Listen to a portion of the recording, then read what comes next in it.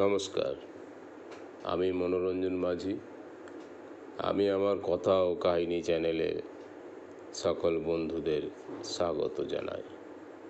এখন আমি আমার সম্পূর্ণ কল্পনাপ্রসূত ছোট গল্প ক্ষমাদাত্রী মা এর প্রথম পর্বটি আপনাদের সামনে উপস্থাপন করছি। দীপঙ্কর দে এবং দামিনী দে দুজনেই চণ্ডীপুর নামক একটি প্রত্যন্ত গ্রামে বাস করেন। দীপঙ্করবাবু পেশায় ছিলেন ধানের ব্যবসায়ী। বিয়ের পর 5 বছর কাল যাবৎ কোনো সন্তান হয়নি, যার ফলে পাড়া প্রতিবেশীর মহিলারা বলাবলি করছে দামিনী নাকি বন্ধা। এই কথা বারবার শোনার পর দামিনী তার স্বামীকে বলে, হ্যাঁ গো, শুনছো, আমাদের সন্তান না হবার জন্য লোকে কত না মন্দ কথা বলা বলি করছে। জানো, আমার আর এসব কথা শুনতে ভালো লাগছে না। আমি বলছিলাম কি, দীপঙ্কর দুঃখের সুরে স্ত্রীকে বললেন, বলো বলো কি বলছো বলো। তখন দামিনী বলল, উড়িষ্যার চন্দনেশ্বরের মন্দিরে আমি হত্যে দিতে চাই। সকলে বলেন, বাবা চন্দনেশ্বর কাউকে খালি হাতে ফিরিয়ে দেন না, তিনি ভক্তের মনের ইচ্ছা পূরণ করে দেন। স্ত্রীর সব কথা শোনার পর দীপঙ্কর বাবু বললেন, যাও, যদি বাবা করুণা করেন। আর হ্যাঁ, কবে যাচ্ছ? দামিনী বলল, শিবরাত্রির দিন। তারপর দীপঙ্কর দামিনীকে বললেন, আমি এখন দোকানে চললাম। বাবা চন্দনেশ্বরের মন্দিরে হত্যে দেবার পর দামিনীর একটি পুত্র সন্তান জন্মায়।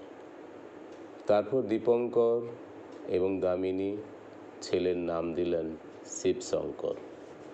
সময়ের সাথে সাথে শিবশঙ্কর পড়াশোনার সকল পর্ব শেষ করে একজন কাস্টমস অফিসার হয়ে মুম্বাইতে সরকারি চাকরি করতে চলে যায়। সেখানে সরকারের দেওয়া ফ্ল্যাটে থাকতে থাকে।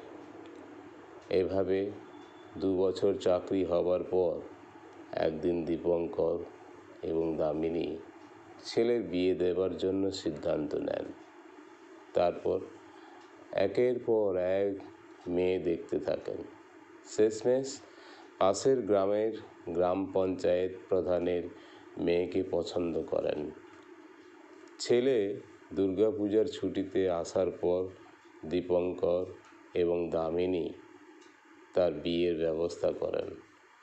মেয়েটি উচ্চশিক্ষিতা ও আধুনিকতা চিন্তাভাবনায় ধীরে ধীরে মানুষ হয়ে উঠেছে।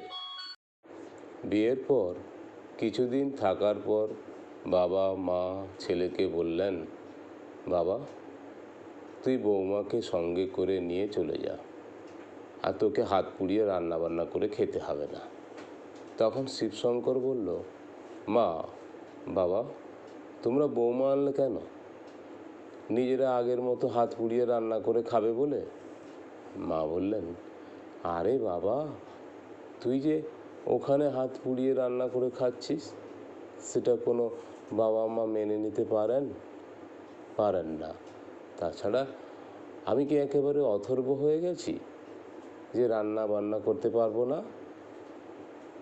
আমরা মেয়ের জাত, রান্না করা আমাদের কাজের মধ্যে পড়ে। সুতরাং তোকে এখন আমাদের নিয়ে ভাবতে হবে না।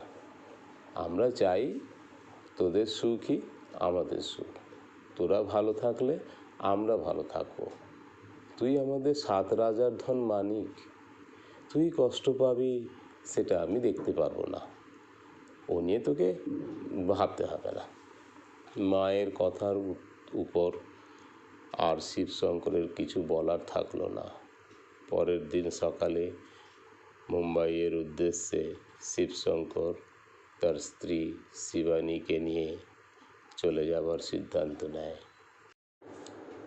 যাবার সময় মা বাবাকে প্রণাম করে ছেলে বলল, তোমরা সাবধানে থাকবে, নিজেদের শরীরের খেয়াল নেবে, কোনো অসুবিধা হলে আমাকে জানাবে। ছেলের প্রণামের পর বৌমা শিবানী শ্বশুর শাশুড়িকে প্রণাম করে বলল, মা, বাবা, তোমাদের ছেড়ে যেতে আমার ইচ্ছে নেই। আমি চেয়েছিলাম বিয়ের পর শ্বশুর শাশুড়িকে সেবা করব, সেটা আর হলো না। মাথায় হাত রেখে মা আশীর্বাদ করে বললেন, তোমরা চিরসুখী হও। আর হ্যাঁ, আমরা যেন খুব তাড়াতাড়ি নাতি বা নাতনির খবর পাই। শিবানী লজ্জায় মাথা নিচু করে মৃদু হাসতে থাকলো।